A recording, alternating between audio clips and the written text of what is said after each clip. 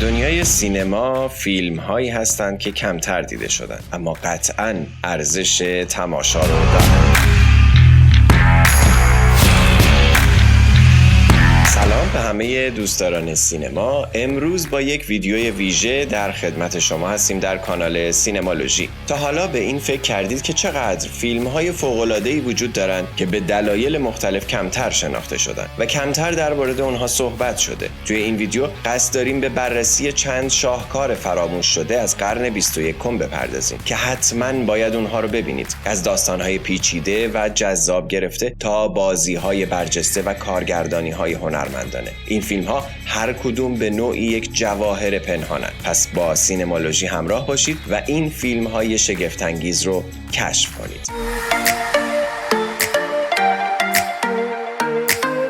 فیلم اول Children of Men محصول سال 2006 یک فیلم اکشن و هیجان انگیز دیستوپیاییه که به کارگردانی آلفونسو کوارون ساخته شده. گروه نویسندگان شامل تیموتی جی سکستون، دیوید آراتا، مارک فرگوس، هاک اوستبی و خود کارگردان آلفونسو کوارونه. بازیگران اصلی این فیلم کلایو اوون، جولیان مور، مایکل کین و چارلی هانام هستند. این فیلم محصول مشترک کشورهای انگلستان، ایالات متحده و ژاپن در ژانر علمی تخیلی، هیجان انگیز و درام. داستان در سال 2027 اتفاق میفته، زمانی که پس از 2 دهه مشکلات فراوان انسان‌ها باعث نابودی جامعه میشن. پناهجویانی هم به دنبال پناهندگی در انگلستان هستند، جایی که توسط دولت به بازداشت و اخراج منتهی میشه این کارها. کلایو اوون نقش مقام مدنی تئوفارون رو بازی میکنه که سعی میکنه پناهجویی به نام کی رو از این آشوب نجات بده. نظر منتقدین در مورد طراحی صحنه، طراحی هنری، توالی اکشن، تکشات نوآورانه و دیگر مسائل این فیلم بسیار تحسین برانگیز بوده. همچنین نظر مخاطبین این بوده که این فیلم تونسته مخاطبان رو جلب کنه و به عنوان یک اثر مهم در ژانر علمی تخیلی شناخته بشه. یکی از دلایل مهمی که باعث شد این فیلم کمتر دیده بشه، نوع بازاریابی و استراتژی بازار نامشخص اون بوده و تبلیغات محدودی که برای این فیلم انجام دادن. ولی این فیلم به عنوان یک اثر برجسته در تاریخ سینما همیشه شناخته شده و ارزش تماشا رو قطعاً داره. یکی از صحنه‌های برجسته فیلم صحنه تعقیب و گریز در ماشینه که به صورت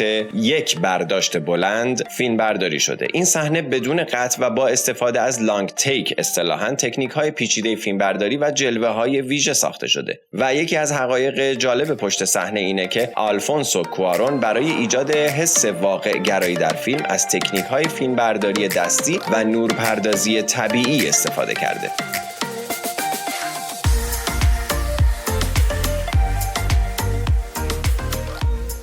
فیلم دوم، فیلم مون یا ماه. این فیلم توسط ناتان پارکر و بر اساس داستانی از دانکن جونز ساخته شده که کارگردانی اون رو هم دانکن جونز به عنوان اولین فیلمش به عهده گرفته. بازیگر اصلی این فیلم سم راکوله که این فیلم محصول کشور انگلستانه. فیلم ماه داستان سمبل رو روایت میکنه. او یک فضانورده که در 3 سال مأموریتش تنهایی در معدن هلیومه و در سمت دور ماه قرار داره. در آخرین ماه مأموریتش او با بحران شخصی روبرو میشه. از نظر فنی این فیلم تونسته با بازی قوی سام راکول و داستان جذاب خودش نظر منتقدین رو جلب بکنه و کارگردانی دانکن جونز و جلب توجه به جزئیات فضایی این فیلم رو به یک تجربه متفاوت تبدیل کرده. داستان عمیق و تأمل برانگیز و بازی عالی مخاطبین رو هم نسبت به این فیلم با استقبال بالایی روبرو کرده. سام راکول و محیط فضایی متفاوت عواملی هستند که مخاطبان رو به سمت این فیلم جلب کردن. ما یک فیلم علمی تخیلیه که در فضای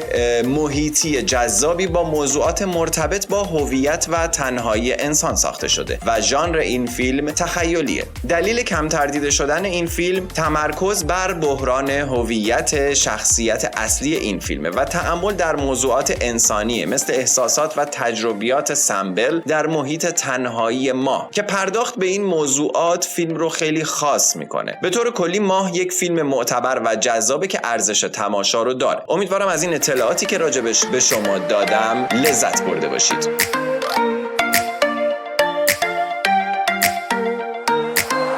فیلم سوم The Fall به کارگردانی تارسن سینگ، به نویسندگی خود تارسن سینگ و دن گیلروی و نیکو سولتاناکس. لی پیس، کاتینکا اونتارو و جاستین وادل از بازیگران این فیلم هستند. کشور تولید کننده این فیلم ایالات متحده و هند هستند. داستان در سال 1915 در لس آنجلس اتفاق میفته. روی واکر یک کارگردان فیلمه که در اثر سانحه‌ای در سر فیلمبرداری مصدوم میشه و به بیمارستان منتقل میشه. اون با دختری به نام الکساندریا که دست شکسته‌ای داره آشنا میشه و داستانی در مورد 5 قهرمان افسانه‌ای رو برای اون شروع میکنه. و بعد از روایت این داستان، خیال پردازی الکساندریا و وضعیت روی در ذهنش باعث میشه که خط بین داستان و واقعیت مبهم بشه. این فیلم توسط منتقدان به خاطر داستان خلاقانه‌اش و تصاویر زیباش بسیار تحسین شده. مخاطبین هم این فیلم رو برای داستان جذاب و تصاویر بسیار زیباش دوست داشتن. ژانر این فیلم ماجراجویی و فانتزیه. یه نکته مهم توی عرضه این فیلم هست که این فیلم به دلیل کم دیده شدن و عدم حضورش توی پلتفرم‌های استریمینگ توسط کارگردانش بعداً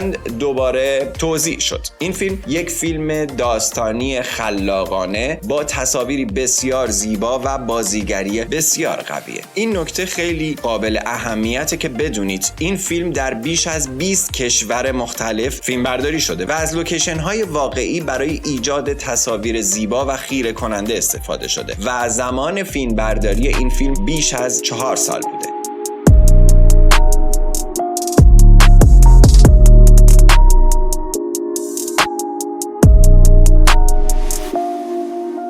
فیلم چهارم The Fountain که در سال 2006 توسط کارگردان و نویسنده معروف دارن آرونوفسکی ساخته شده. یک درام عاشقانه و اپیک آمریکاییه. بازیگران اصلیش هیو جکمن، راشل وایز و الن بورستینه. این فیلم در ایالات متحده ساخته شده. خلاصه داستانش از 3 خط داستانی تشکیل شده: دوره قهری اسپانیا، قرن 26 و جراح معاصر. این 3 داستان هر کدوم موضوعات مختلفی دارن. داستان اول توماس کرئو در نیو اسپین به مبارزه با یک گروه از مایان‌ها میپردازه. داستان دوم تام در یک بیوسفر شیشه‌ای در فضا سفر میکنه و درگیر مشکلاتی با زنی به نام ایزی میشه. در داستان سوم تامی کرئو همسر مبتلا به تومور مغزی خود ایزی رو از دست میده و در تلاش برای پیدا کردن درمانی برای اونه. نظر منتقدان در مورد این فیلم بسیار مختلف بوده، اما از زمان انتشار جمعیت طرفداران اون روز به روز افزایش پیدا کردن. مخاطبین نیز نظرات متفاوتی دارن، اما برخی از اونها این فیلم رو به عنوان یک اثر هنری و معمایی تحسین میکنن. عناصری از فانتزی، تاریخ، معنویت و علمی تخیلی رو توی این فیلم با هم میتونیم در ترکیب ببینیم که ژانر این فیلم رو تشکیل میدن. این فیلم در زمان انتشارش به خوبی پذیرفته نشد، اما در سالهای بعد به یکی از فیلم‌های بسیار موفق دارن آرونوفسکی تبدیل شد. فیلم از 3 داستان موازی در 3 دوره زمانی مختلف تشکیل شده که همگی به دنبال جاودانگی هستند. این ساختار پیچیده و فلسفی فیلم رو به یک تجربه منحصر به فرد تبدیل کرده و داستانهایی رو در ارتباط با مرگ و عشق برای ما روایت میکنه. حتما از دیدن اون لذت میبرید.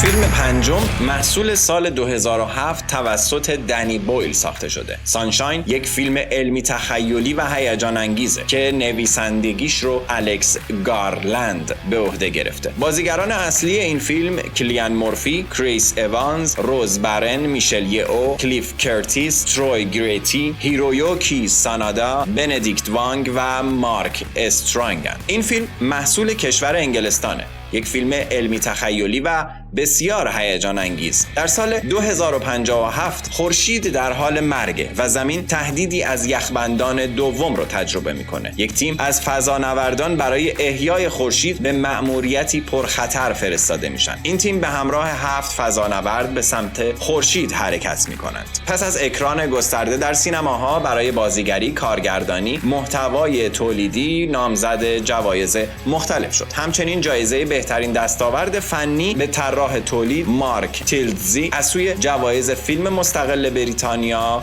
اهدا شد. مخاطبان نیز نسبت به این فیلم نظرات متفاوتی دارند. برخی از اونها جذابیت داستان و تصاویر زیبایی که در فیلم به نمایش در اومده رو تحسین میکنن، اما برخی دیگه احساس میکنن که فیلم به نسبت پیچیده است و ممکنه برخی جزئیات علمی رو نادرست نشون بده. یکی از دلایل کم دیده شدن این فیلم ممکنه پیچیدگی مضمون علمی و تخیلی این فیلم باشه. اما اگر به دنبال تجربه متفاوت و تحسین برانگیز در دنیای علمی تخیلی هستید، حتما این فیلم رو تماشا کنید. یکی از نکات قابل توجه این فیلم اینه که فیلم به دلیل تصاویر زیبا و جلوه‌های ویژه برجسته شناخته شده. تیم تولید از تصاویر واقعی خورشید برای ایجاد جلوه‌های بصری استفاده کردند. کارگردان فیلم از مشاوران علمی بسیار متخصصی برای اطمینان از دقت علمی فیلم استفاده کرده. امیدوارم از تجربه تماشای این فیلم لذت ببرید.